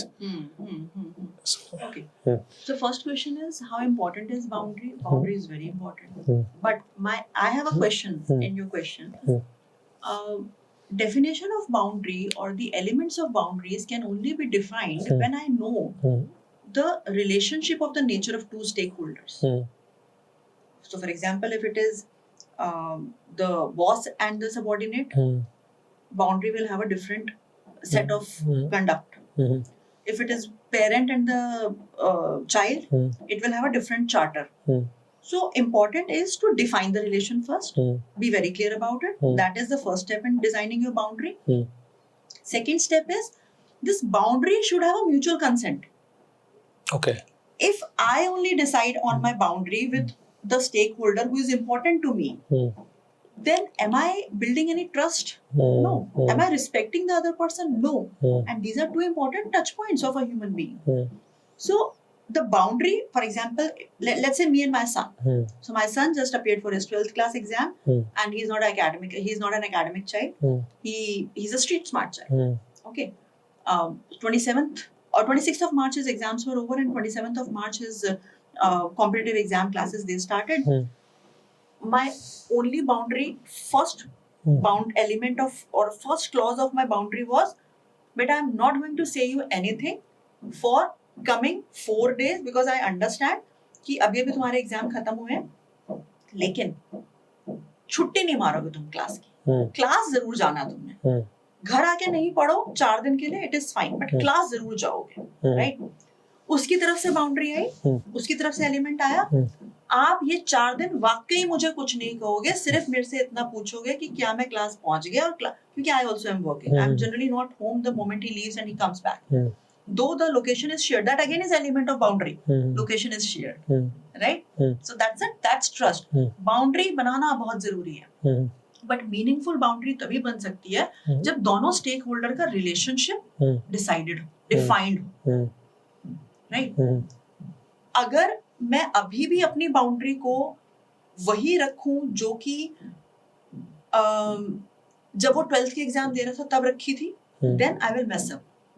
क्योंकि तब तो मैं उसको 7 बजे उठा देती थी, रात को 11 बजे तक देखती थी, चाहे वीडियो कॉल करूं, चाहे घर के हाउस हेल्प से पूछूं या ग्रैंडमदर से पूछूं.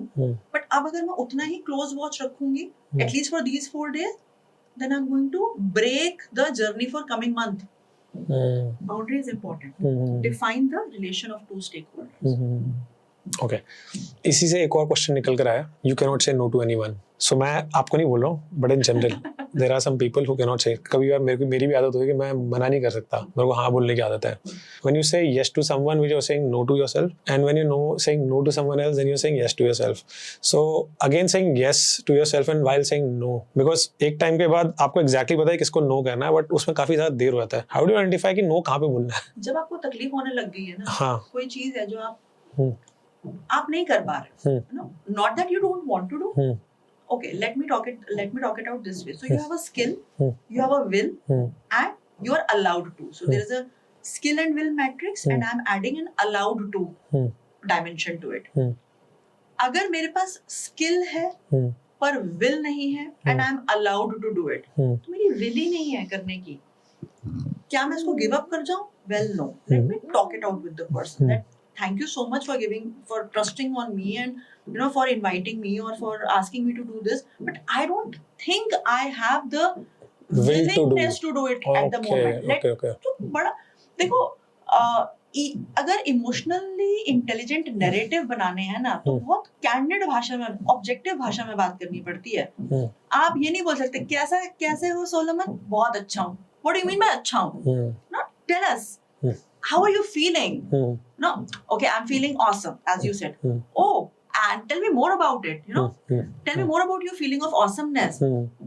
So I had good food today, and I'm shooting a podcast, so I'm feeling awesome, right?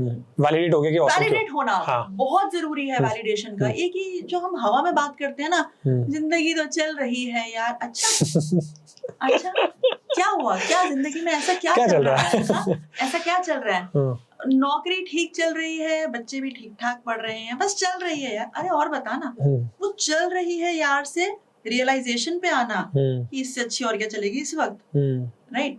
तो बाउंड्री की बात करी आपने, फिर वो जो नो वाला क्वेश्चन है ना, वही बाउंड्री से निकल कर आ रहा है, वो बाउंड्री से निकल के आ रहा है। जब तक अगर तो कोई चीज ऐसी है जो मुझे मेरे टॉलरेंस जोन में आ रही है, मेरी स्किल है, मेरी विल है, I am allowed to do, ये तीनों चीजें अलाइनमेंट में चल रही है तो फाइन। बट तीनों में से कोई भी एक चीज हिलती है, then I need to have a communication. कई बार ऐसा होता है, अब जैसे मैं skill will and tolerance, okay ठीक है, skill will and allowance, okay, allowed to, वो तो फिर हम टॉलरेंस चेक करते हैं ना कि कितना टॉलरेट मैं कर सकता हूँ, कहाँ तक या कर सकती हूँ। जैसे मैं सीएस को ट्रेनिंग देती हूँ on their behavioural aspects, MC मतलब उनके फाउंडेशन कोर्सेज में और फाइनल लेवल पे आ चुके होते हैं। तो एक सवाल वो करते हैं, डॉक्टर चावला, अब हमारे तो जो प्रिंसिपल, वहाँ पे वो प्रिंसिपल बोलते हैं अपने बॉस को आर्टिकलशिप में, कहते हैं हमारे प्रिंसिपल तो हमें इतना सारा काम देते हैं, तो हम कैसे मना करें, कैसे मना करें? बिल्कुल यहाँ नहीं मना कर सकते, क्योंकि स्किल, विल और अलायंस में ना ये भी चेक करना है कि जो मेरी विल है वो मनचलेपन की वजह से अगर चल रही है, यार मैं तो बहुत बड़े घर से आया हूँ और अब ये मेरे को बिग 4 में काम मिल गया और इतना सारा काम करा रहे हैं, मेरे को तो नहीं करना। तो फिर अगर नहीं करना, तुम्हारा आर्टिकलशिप कैसे क्लियर होगा? वापस गोल पे जाओगे। और सोलोमन, एक चीज पक्की बात, अगर तुम्हारी मंशा, तुम्हारी इंटेंशन नहीं है ना ईआई को प्रैक्टिस करने की, दुनिया की कोई ताकत तुमसे ईआई प्रैक्टिस नहीं करा सकती। तुम्हारी अपनी अंदर की मंशा, अपनी इंटेंशन होना जरूरी है। तो जब हम किसी को as a coaching client accept करते हैं ना, तो पहले तो यही चेक करते हैं कि is this person even ready to be coached. Intention is very very important. Learning to say no पे मैं अगर मैं क्लियरली ब्लैक एंड व्हाइट पे आऊं, till the time your skill, will and alliance is within your tolerance level, keeping you happy or keeping you in the state you want to be, great. Any deviation, give yourself some time, but beyond that, talk it out. You may have to talk it out to yourself, you may have to talk it out to the stakeholder, or you may have to talk it out to a third person, but talk it out. Okay. Next question is that how do we balance privacy and versus openness without feeling isolated or overexposed? So again, ये वाला आ रहा है आपका social setup के साथ, because man is a social animal.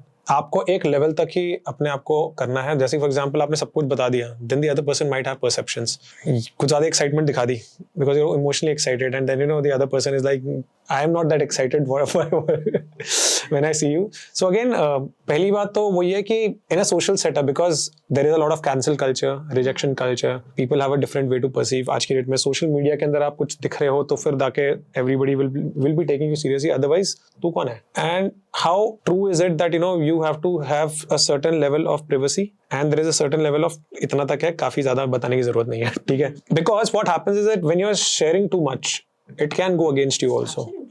Absolutely. कि जो चीज आप अपने बारे में जितना समझते हो, जरूरी नहीं है दूसरा भी आपको उसी एंगल से समझ पाए। Right. तो सोलोमन, इसमें तो बहुत कोई रॉकेट साइंस नहीं लगता मुझे लगता है कि अगर मैं सब्जेक्ट हूँ तो मेरा एक सर्कल है जो कि प्राइवेट है, which is only for me.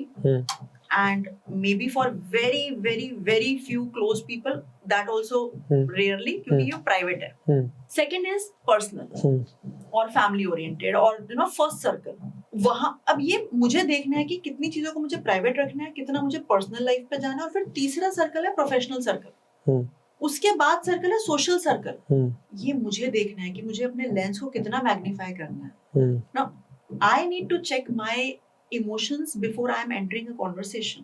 So for example, if you have somebody who is always or most of the time an overwhelmed person who is excited to talk almost all the time, now this person, if is going for an interview, must get grooming. मेरे ऐसे बहुत सारे mentees होते हैं, in fact बहुत faculty mentees हैं मेरे साथ जो कि जब वो पैनल में बैठते हैं तो उनको कैसे बिहेव करना है, that is where they take mentoring also. कई बार क्या होता है वो सवालों के भाव में बह जाते हैं। अभी वो सवाल पूछते पूछते अपने बारे में ज्यादा बता देते हैं और कैंडिडेट के बारे में कम सुनते हैं। अब कैंडिडेट तो चला गया, पैनल बैठा हुआ, हाँ जी बताइए क्या मार्क्स देने हैं, मैंने तो ये नहीं पूछा, ये पैरामीटर नहीं पूछा, वो पैरामीटर नहीं पूछा। तो बॉस ऐसे इंसान को पहले तो अपना चेक इन करके आना पड़ेगा, इमोशनल चेक इन, अपना इमोशनल चेक इन करके आना पड़ेगा, अपना कॉन्शियस डिसीजन लेके आना पड़ेगा that today I am wearing the hat of a panellist, of a listener also, yes, right. I need to keep my conversation in control, I need to listen to the person more. और बहुत सारे आप help ले सकते हैं, जैसे कई fidgety gadgets आते हैं, तो ऑल्दो मेरे को नाम उनकी एग्जैक्टली नहीं पता, बट कुछ चीजें ऐसी होती है जो आपको एहसास करा देती है कि यार बहुत ज्यादा बोल लिए तुम। जैसे एक कई लोग यूज करते हैं चैंट करते वक्त, एक यहाँ पे रिंग सी होती है ना, तो वो उसको क्लिक क्लिक करते जाते हैं। तो one of my mentee used to wear this not for chanting, but वो जितनी बार बोलता था उतनी बार उसको क्लिक करता था। कितनी ओ दैट इज अच्छा दैट्स अ पीडोमीटर। हाँ मे बी पीडोमीटर इसको क्लिक क्लिक करता तो पता चल जाता है, उसके अंदर काउंट पता चल जाता है। हाँ। तो उसको समझ में आ जाता था, वो फिर चेक करता था, तो उसको समझ में आ जाता था कि इसमें ज्यादा बोला, इसमें कम बोला। That's very interesting thing, मैं भी पहनूंगा। अरे पूरे टाइम पहन के रखते थे, मतलब स्पेसिफिकली जितना भी वो काम करते थे उस टाइम तो पहन के रखते थे। अभी ना मेरा ना बहुत इंटरेस्टिंग क्वेश्चन है। तो मेरा क्वेश्चन ये है कि beyond a certain age people don't listen, simple. Specifically those who have grown and who are retired above 60 के जो लोग हैं मोस्टली काइंड ऑफ नहीं सुनते, बिकॉज मेरे दिमाग में था कि when a person grows old, when a person gets retired, he has more vice, जो कि मेरे हिसाब से गलत है, क्योंकि उनके अंदर ज्यादा इंपेशेंस होता है। जैसे कि टाटा स्काई का रिचार्ज करना तो फिर फोन पे फोन आ जाते हैं, लाइक क्यों नहीं हुआ, and they are like more anxious people than they were when they were younger. Now my question is that when I am dealing with such people who will never listen to you, even if you try to explain them, they will like don't try to teach me, मैंने तुमसे ज्यादा जिंदगी देखी है। सवाल ये आता है ऐसे इंसान के साथ आप कैसे डील करते हो using your high EQ and insuring that you are not affected, because आपके फैमिली के ही लोग हैं वो। सुलेमान, आपने बहुत सारे जवाब अपने सवाल में दे दिए। पहला जवाब आपने ये दिया है कि आपका एक पैटर्न बना हुआ है बिलीफ का, आपका परसेप्शन बना हुआ है, they don't listen, they are anxious. ये आपने अपना बिलीफ और परसेप्शन एक तरीके से शेयर किया। दूसरी चीज आपने बताई कि अगर मैं उनको बोलूं ये करना है, ऐसे करना है, तो वो कर देंगे, but if I give them more detail then he will ask more questions and at the end of the day he will not understand anything and I only will have to do. तो मैं assessment centre में certified हूँ, competency mapping करते हैं आप एक चीज, ठीक है ना। तो कॉम्पिटेंसी मैपिंग में ये देखना पड़ता है कि किसकी क्या कॉम्पिटेंस है। अभी जैसे मैं स्किल, विल और अलाउंस की बात कर रही थी, तुम अगर you are the person who has to get some work done from a person like him who likes to talk more, then first give him that space to talk, let him talk for some time, let him get empty, and then you give him his competency mapped task. We'll catch up over a cup of tea in some time from now, and you need to do this and this and this before we meet for tea. उनको categoric समझ आता है ना, तो तुम्हें पता पड़ तो गई है ये बात, और तुम्हें काम निकलवाना है। तो हाई ईक्यू किसका चाहिए तुम्हारा? अच्छा, मेरा ईक्यू डाउन है। यहाँ पे इमोशनल क्वेश्चन तुम्हारा हाई होना चाहिए, because you have to get that work done. कभी आपने देखा है कि जब एक leader from first level to middle level to top level बढ़ते हैं, फर्स्ट लेवल पे उनको टेक्निकल स्किल्स की जरूरत होती है, मिडिल लेवल पे थोड़ी कम होती है, और कॉन्सेप्चुअल लेवल की ज्यादा होती है, और ह्यूमन बेस्ड की तो हमेशा ही चलती रहती है। जब वो टॉप लेवल पे जाते हैं तो उनको टेक्निकल स्किल्स की ऑलमोस्ट जीरो जरूरत होती है, राइट। मतलब एफएमसीजी से भी आप टॉप लीडर उठा के मैन्युफैक्चरिंग में डाल सकते हो, क्योंकि टॉप लीडर को मैन्युफैक्चरिंग सेक्टर का टेक्निकल स्किल्स नहीं चाहिए, उसको पीपल रिलेटेड स्किल्स चाहिए। So this person requires to get work done with people. I would not say from people, because today is the time of co-creation, right? So this leader also needs to get work done with the people. तो अगर आपको काम कराना है और आपको पता है कि जिससे काम कराना है इस वक्त उनका मेच्योरिटी लो हो रखा है, या एज का असर जैसे आप कह रहे हैं, या जो भी आपका बिलीफ सिस्टम है, पहला तो ब्रेक करने की कोशिश करो, अपने पैटर्न को चेक करो, उनको न्यूट्रल कंडीशन में। कहीं ऐसा तो नहीं कि कोई वो ऑलरेडी किसी बात को आपने बड़ी देर से उनसे बात नहीं की थी और बड़े टाइम के बाद जाके आपने उनसे बात की और वहां पे भी आप अपना काम ही देने को गए। जैसे मेरे साथ होता है कि मेरे दिमाग में चल रहा होता है, अच्छा बेटे को बोलूंगी ये पढ़ेगा वो पढ़ेगा, और वो अपनी कोई बात बता रहा है, अपनी किसी गेम की बात बता रहा है, मैं कर्टसी से एक सुन तो लिया, और जैसे ही वो रुका मैं स्प्लिट सेकंड भी वेट नहीं करती, मैं कहती हूँ अच्छा फिर वो चैप्टर पढ़ लिया था, कहता यार मम्मी आप सुनते तो हो नहीं मेरी बात, राइट? जबकि वो बोल चुका है, 15 मिनट बोल चुका है वो। अब मेरी गलती क्या है? मेरी गलती ये है कि I should have given him due attention, I should maybe have just asked a few questions out of what he said. तो you can try this as well. या तो उनसे पहले उनको बात कर लो इधर उधर की, फिर काम की बात करो, वो भी एक्शन पॉइंट्स, राइट? और नहीं तो ये देखो कि ऐसे टाइम पे तो नहीं एंट्री ले रहे उनसे कुछ काम कराने के लिए जब वो ऑलरेडी बड़ी देर से वेट कर रहे हैं किसी से बात करने का, बिकॉज दैट्स हिज नेचर और हैबिट और व्हाटएवर। तो ये तो पहले किसी को भेज दो अच्छे से बात करने के लिए, फिर आप जाओ। अच्छा आइडिया है। कॉम्पिटेंसी मैपिंग, ओके, मेरे को इसके बारे में सीखना पड़ेगा कि कॉम्पिटेंसी मैपिंग एग्जैक्टली क्या है। लेकिन जैसे कि for example you are into the leadership coaching and you have served so many corporations and you have also worked with students. What is the most winning skill right now which actually takes people to the next level? And अगर आप उसको और break कर सकते हो, because attitude अगर आप बोलोगे तो फिर एटीट्यूड बहुत टाइप के है, लेकिन अगर उसका ब्रेक डाउन दे सकते हो एकदम परफेक्ट रेसिपी कि एटीट्यूड एंड बिहेवियर के अंदर क्या मैं लेके चलूं, आई एम श्योर कि these ingredients are intact in me, and तो what will be that recipe if you would like to share? सबसे पहले एक चीज बोलूंगी कि हम लोग ना कई बार कंफ्यूज हो जाते हैं एटीट्यूड और बिहेवियर में। Attitude is with in me, something that you are not able to see, I only know, because that is inside me, right? Whereas behavior is how am I manifesting that attitude, how am I putting my attitude into action is behavior. ठीक है, let's keep that thing very very clear.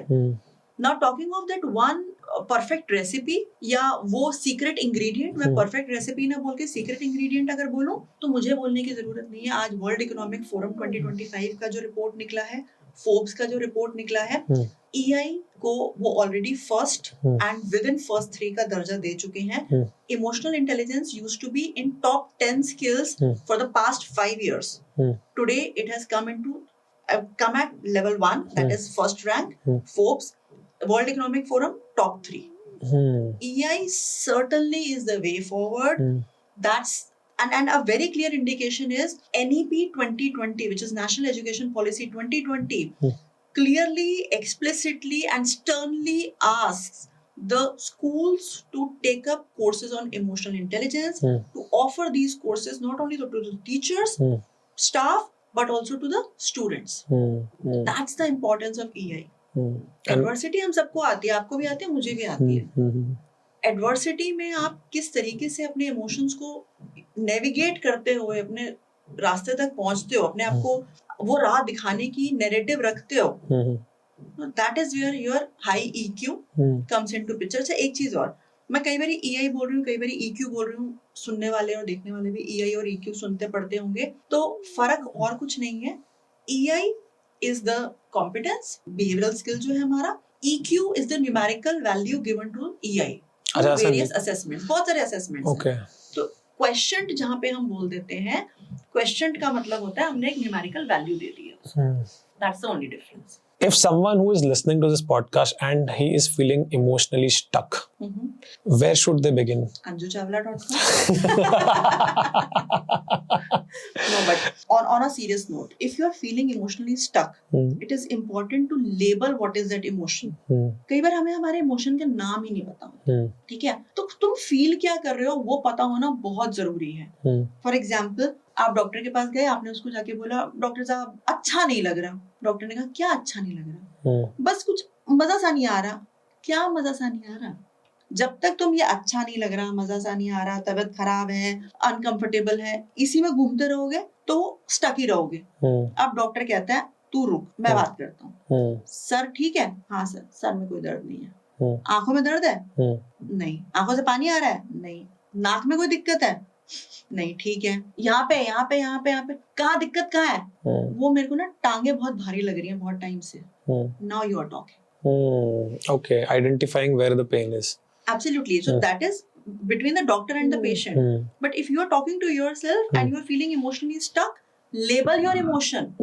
What is it that you're feeling? Am I feeling sad? Am I feeling dejected? Am I feeling violated? Am I feeling controlled? Am I feeling jealous? And it is okay to feel any emotion at any age. There are people, there are leaders who will come up to me and say that, Anju, I'm feeling emotion of insecurity at the level of GM. Is that correct? Well, there is nothing wrong in facing and experiencing an emotion of insecurity. Wrong will be if you don't deal with it. So deal with it. What is it? What is making you insecure? What can you do about it? Is everything behind this insecurity in your control? Or do you also have to bring in another stakeholder? Or is it that you have no control on this? So tomorrow if a merger and acquisition is happening and you are confused about your own leadership role, what can you do right now? Probably ask over a mail or call up to your super boss. But beyond that, at present, okay, maybe try and look for another job passively, silently. But beyond that, well, nothing. Then be with it. It is like if you took sabbatical for your kids and you were in a high-paying job, after 7 years, 8 years, when the kids have grown up, or maybe let's say 10, 11 years when the kids have grown up, and somebody asks you, so are you working now? Instead of calling it proudly that, hey, no, I'm a homemaker, I'm taking care of my kids, you say that, how can I work? There is no help, and I don't feel good about it, and that I left my job to raise my kids. Well, that was not the question. The question was, are you working?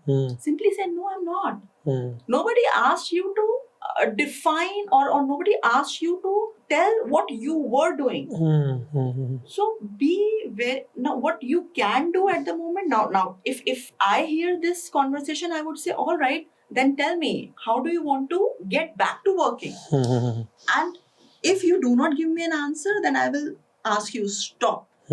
Take a pause, listen to yourself. Do you even want to work? Or do you only want to get into those round robins and say that, no, I have not been able to work because of XYZ reason? Well, that was your call. Nice. How did you find today's discussion? मैं तो आपसे पूछूंगा, आपको कैसा लग रहा है? मुझे बहुत मजा आया. सबसे पहले तो ये जो तुम्हारा पूरा कलर स्कीम है, ये बहुत अच्छा लगा. It gave me positive vibes, I would say. And then your curiosity, your homework that you have done, fantastic. Thank you.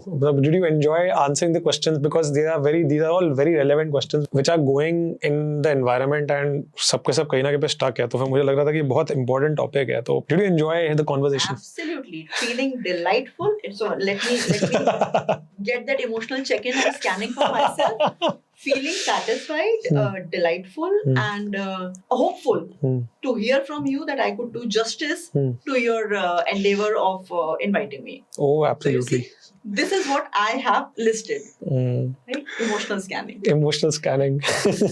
Emotional scanning. मैं भी करूँगा आज से. And anybody who would like to learn more about emotional intelligence, I highly recommend the book, The Emotionally Intelligent Coach, written by Dr. Anju Chawla. In fact, she is going to come up with her second version, which she's going to write for the emotional intelligence coach in the digital age. So she's planning to do that very, very soon. And definitely, जितने भी हमारे viewers हैं, they can definitely get this book on Amazon. It's there on the Amazon. Amazon, Flipkart, Kindle. Okay, nice. And anybody who wants to definitely reach out to her, go to anjuchawla.com. Absolutely. मैं भी आऊँगा, मेरे को भी. ठीक है, so thank you so much once again. It was great having you on the set. Pleasure. Yeah. Thank you.